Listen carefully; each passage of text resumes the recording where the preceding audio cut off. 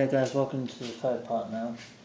What we need to do now is to put the lowest corner bit onto this, if I can. And then just connect that one to a siding. So we can just connect two lines next to each other as we can. Like this.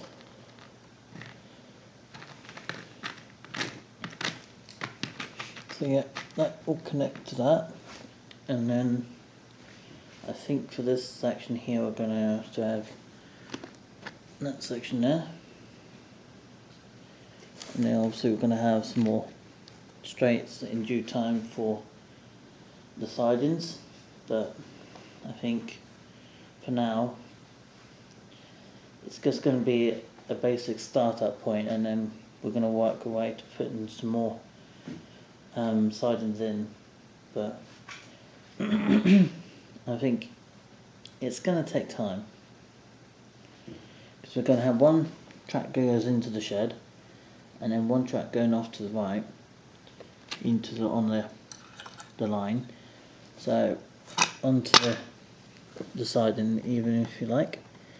So there's going to be a sharp bend onto that point there, and then obviously a more gentle one coming near the shed, where it's going to the shed. Or potentially just connect them up as you go along, and then finish line 2 as a yard, which is what it's going to be anyway. All this, it's all just going to be great fun once it's done. Obviously, once it's done, obviously it's going to be cool, but it's going to take a lot of time, because this section will be done. It's probably going to be done quicker, and adding other bits to the yard, things like DMUs, EMUs, bigger locos, smaller locos. It's just something it's going to take a lot of time and patience for, because yards always take a while to put together. Can be a little bit frustrating work at times as well, putting these sort of things together, because you're trying to get everything accurate as possible. And small track like this rusty old track will be handy, because I can put that somewhere as part of something, or join it up to an old bit of track which is not in use anymore. Things like that would be quite cool. Stone on the yard already. It's typical.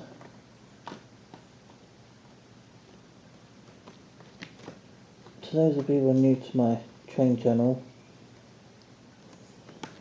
or new to joining me on Twitter, and some people ask me how long I've been into model hours.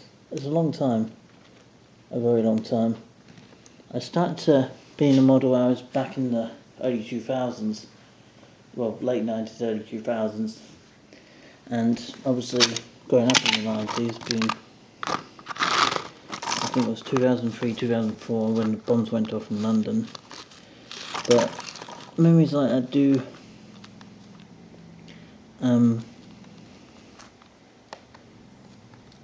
they don't tend to go away, memories like that, because they are there.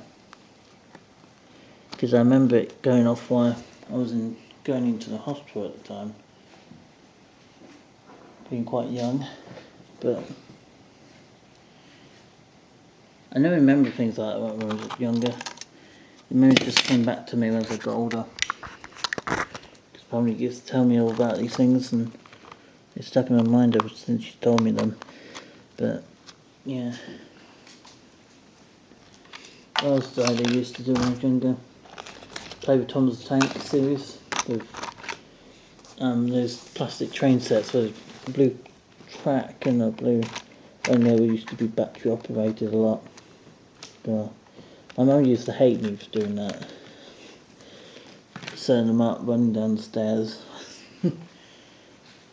Used to run up and down the stairs quite a lot, and obviously didn't manage to go up the stairs most of the time. It ended up falling down halfway down the stairs, and it went knocking all the plastic coaches off, and it was fun, but my mum used to get quite annoyed about that, the amount of mess I made with it. It was quite an interesting experience for that. I think I got a yarn that's actually quite cool now. Actually, I'm quite impressed. Obviously, I got all the scenery to put in with it yet, but it's looking actually quite cool. I think this is going to take longer, and you can guess a few months. I think this is going to take me probably 6 months just to get one part done. But yeah, you'd be surprised how much YouTube or any hobbies in general take a long time to put things together, organising it, planning them out. It does take a long time, and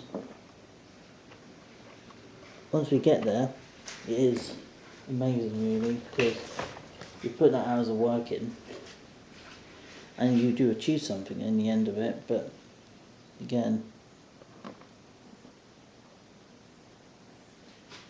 just try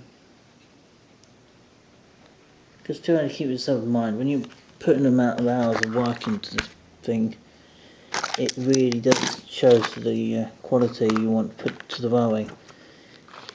No matter if it can be stressful, but there is something you achieve out of it in the end.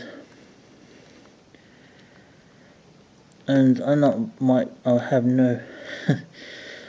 am no expert with model railways, but I certainly know my history on trains and places where they used to run lines like that. But just you have to look these things up, research on them,